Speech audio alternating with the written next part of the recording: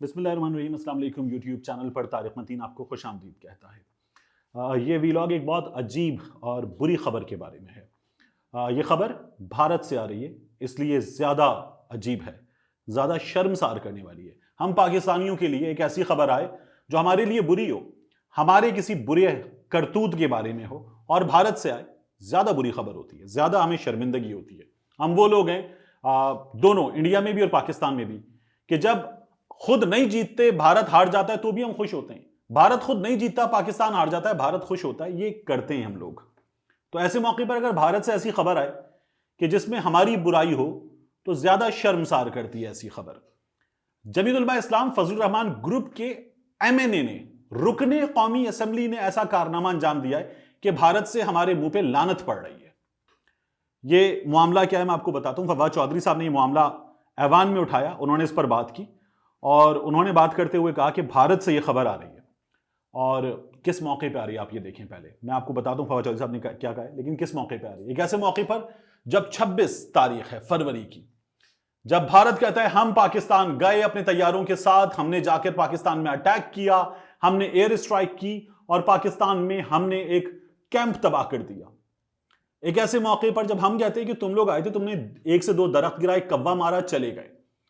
एक ऐसे मौके पर जब दुनिया ये मानती है कि फिर उसके बाद हमने भारत को मुंह तोड़ जवाब दिया, अभिनंदन का तैयारा गिराया, एक और तैयारा गिराया, अभिनंदन को पकड़ा और दुनिया के सामने उसकी नाक रगड़वा कर भारत को जलील करके हमने भारत को वापस किया। वो बेशर्मों की तरह उसको अपना बहादुरी का अवार्ड दे रहे हैं, वो उनकी अपनी हिम्मत है। लेकिन ऐसे मौके पर यह खबर आ रही है। फवाद चौधरी साहब ने ऐवान में बताया कि भारतीय मीडिया यह खबर दे रहा है कि पाकिस्तान का एमएनए एक 13-14 साल की बच्ची से शादी कर चुका है। 13-14 साल की बच्ची से। जमीयत उलमा इस्लाम फजलुर रहमान ग्रुप का एमएनए, मौलाना की जमात का एमएनए, एक 13-14 साल की बच्ची से उसने शादी की है। चित्राल से इस बच्ची का ताल्लुक है। फवाद चौधरी साहब ने कहा कि हम तहकीकात नहीं कर रहे, हालांकि करनी चाहिए। उन्होंने कहा कि हम इस मामले पर उनके पीछे नहीं पड़ गए।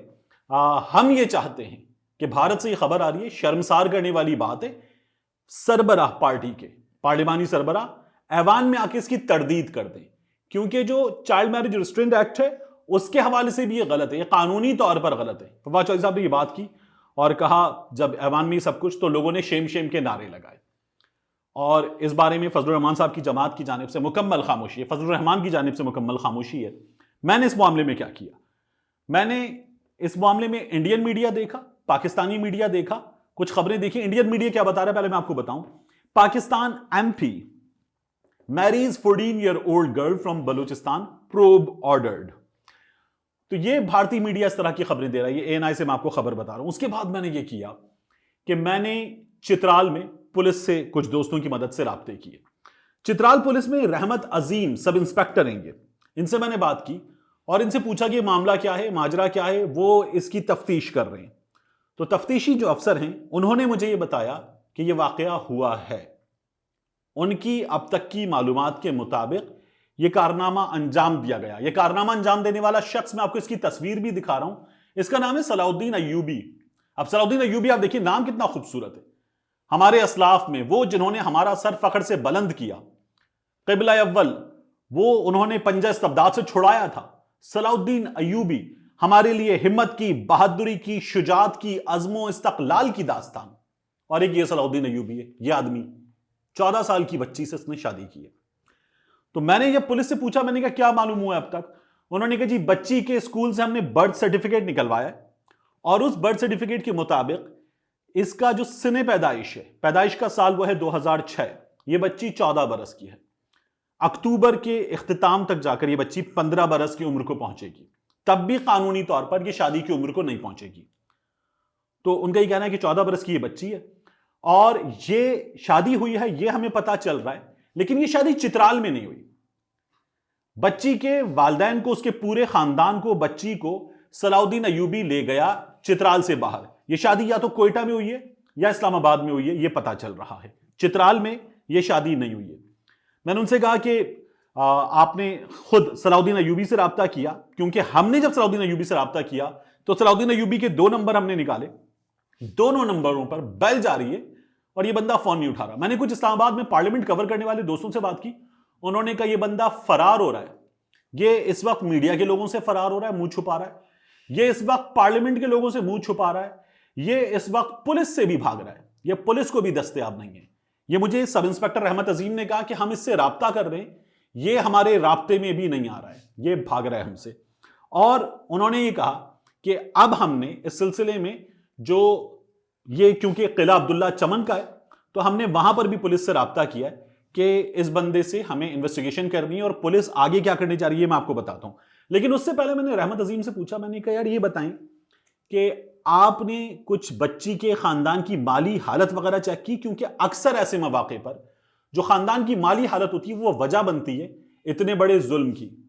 तो उन्होंने कहा जी बच्ची का जो वालिद है वो तरखान है, सरकारी मुलाजिम है, और जो खानदान है वो राब्ते में नहीं आ रहा है। उन्होंने कहा कि हमने नादरा से इस बच्ची का फॉर्म बे मंगवाया है, फॉर्म बे आ जाएगा तो हमें इस बच्ची की एज के हवाले से मजीद मालूमात मिलेंगी, हम इन्वेस्टिगेशन अपनी कर रहे हैं। फिर मैंने कुछ JUI फे के इनके दोस्तों से राब्ता किया, उन्होंने कहा जी नाम जाहिर ना करने की शर्त पे आपको कुछ चीजें बता देते हैं। उनका ये कहना है कि जो सलाउद्दीन अयूबी है ये JUI फे में था, फिर इसके इख्तलाफात हो गए, फजलुर रहमान से इसके इख्तलाफात हो गए और ये अलग हो गया जमात से।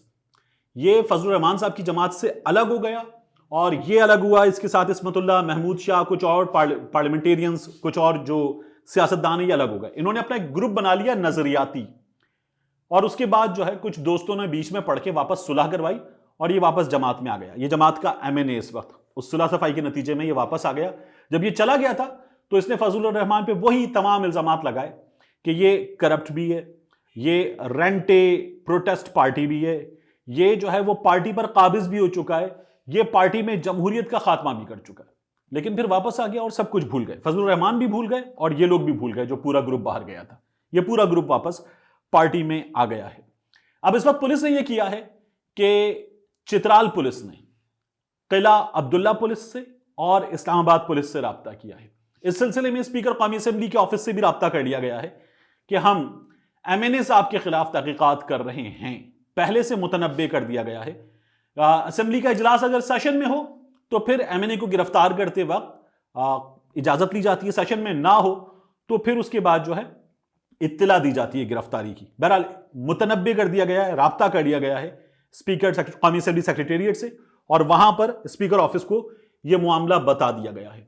इस वक्त ये शख्स जो है ये छुप रहा है, ये कानून से, मीडिया से, पार्लियामेंटेरियन से, पार्लियामेंट से, सबसे छुप रहा है, क्योंकि इसने जो कारनामा अंजाम दिया है वो कारनामा शादी है।